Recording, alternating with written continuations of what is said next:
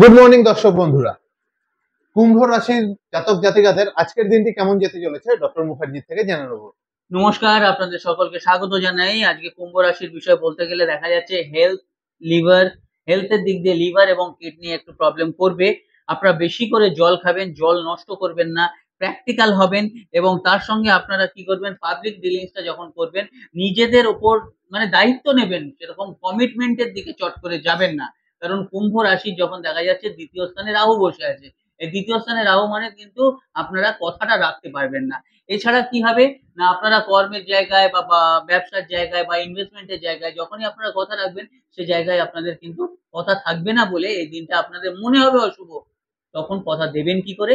আপনারা একটা কাজ করবেন, নিজের সঙ্গে একটা সবুজ কাপড় রেখে দেবেন। দেখবেন আপনাদের যতটাই কথা বেরোবে শুভত্ব হয়ে আপনাদের কাছে ফিরে আসবে, শুভ ফল প্রদান করবে এবং এই 14ই অক্টোবর 2024 দারুণ ভাবে যাবে। নমস্কার, ভালো থাকবেন। নমস্কার।